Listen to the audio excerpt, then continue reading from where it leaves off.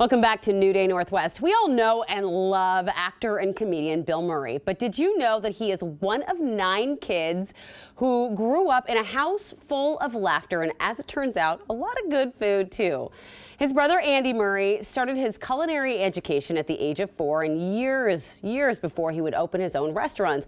In his new book, Eat, Drink, and Be Murray, Andy invites readers to the Murray dinner table as he shares family recipes and incredible stories of laughter, pranks, and love. So we need to start with the fact that you are one of 9 kids, grown up in a house with 9 kids.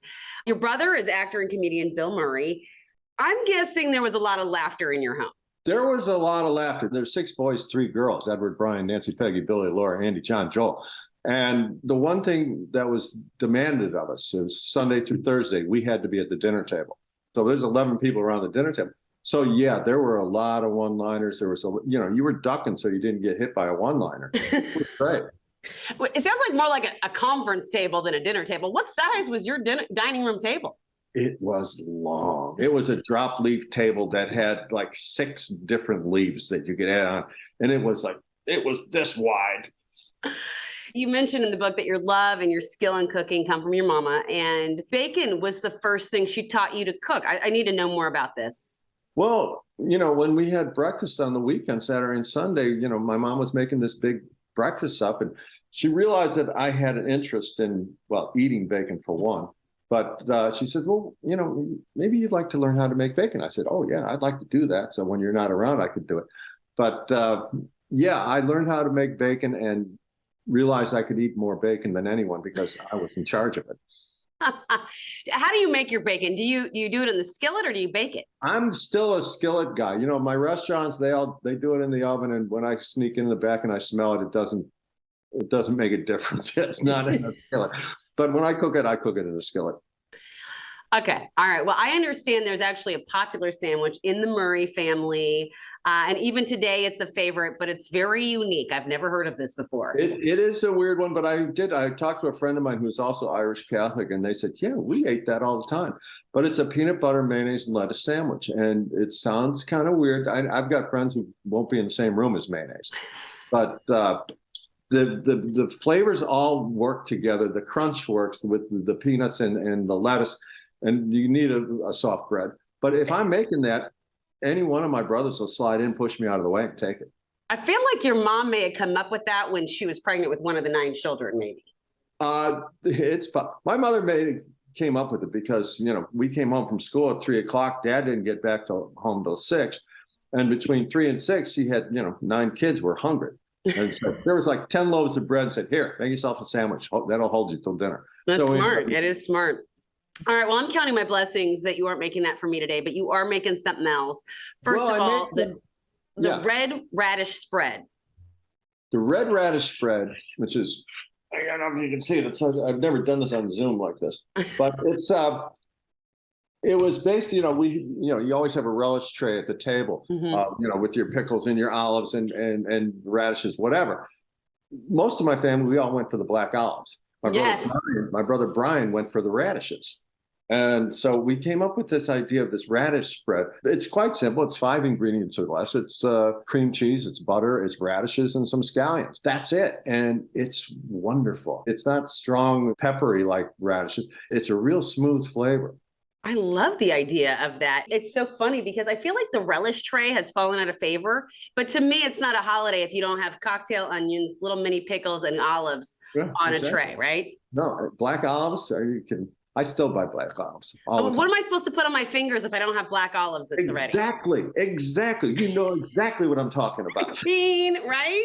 All right. What about hot nuts? I got to hear more about this. The hot nuts, this is something my sister came up with. And I don't know if you can see this there, the Zoom. I see, yeah. Oh, yeah. But it's cream cheese, sour cream. It's got chopped chipped beef in it and green peppers. Now, my brother Joel likes jalapeños. Throw it in the oven for 25 minutes, and you serve it to Triscuits. I love it. Now, I have a little bit of Irish Catholic in my family, too, mixed with Italian. So whenever we get together, we have a lot of fun. But the next morning, it's a little bit hard to live. And I understand you have a really good hangover cure. We have a drink that we make. It's called the Bloody Bull. It's a combination of a bull shot and a Bloody Mary. So it's vodka, it's beef broth, it's whatever your Bloody Mary mix is. Shaken up, you know, you put some olives, you can put some Slim Jims, whatever you want in there to go along with it. So it's brunch. You got your cocktail, you got some breakfast, and, you know, 2 of those and you're feeling all right. The hangover's gone. Hangover gone. Thank you so much for sharing your family's recipes with us and all this fun. Amity, thanks so much for having me. I appreciate it. And I gotta say, can you imagine the fun times growing up in that house? His mother was a saint, gorgeous. Oh my gosh. She's gorgeous. Stylish. Andy is sharing his recipe for the radish dish and the hot nuts. You can go to our website or text the word recipe to 206-448-4545. But he mentioned that Bloody Bull, his best recommendation for a hangover. So we thought, hey, we'd give it a try. And I invited producer Rebecca to join me because she loves a Bloody Mary. I do. So we thought, hey, well, let's give this a shot-ski. So here's how it goes. So we have 3 ounces of beef broth. Okay, this is the part that was a little bit concerning to me. Okay. But I like a Bloody Mary with clamato juice. Here, let me help you. Thank you. I've never. Oh, the smell of that. I think that you need 1 more ounce. Okay. Sure. All right. So beef broth. And then some Bloody Mary mix. 3 Here's ounces. the Bloody Mary mix. Okay. Here you go. Yeah, I was. When you hear beef broth, you think, my goodness. But you know when you've maybe imbibed too much the night before, what do you crave? Salt, something salty. You need the sodium levels back in there. Nothing says good morning like beef broth. I mean, truly, it's either coffee or beef broth. I don't know sometimes. 3 ounces of Bloody Mary and then mix. we've got Do you need some vodka? 2 ounces of vodka. Okay. All right. This really smells.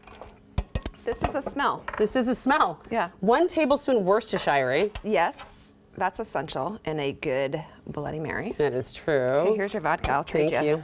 Here you go. Okay. And then how many ounces of vodka 2. was it? Oh, yeah. 2. 2, okay. And then, okay. That's actually not a lot of vodka if you're making this cocktail for a couple of people. It's really just kind of, all right. And then here you go. And then you can garnish it with whatever you like. I mean, we have a variety of things. It's a different color than It is a different color. It's a little lighter. I'm just going to grab a meat stick and use it as my swirl stick. That's because why smart. not? Yeah. All right. Here we go. Okay. Cheers. Let's try this. Cheersies. Okay, here we go. It just tastes like a Bloody Mary, kind of. No, you don't. You're not a fan? I think I'll stick to clamato, but this is very interesting. I mean, it doesn't really taste like much. Tastes like a Bloody Mary. You can't taste the beef I actually think I might like it better than a Bloody Mary. You know why? Cuts the tomato juice a little. All right, they're rolling the credits. Thank you, Rebecca.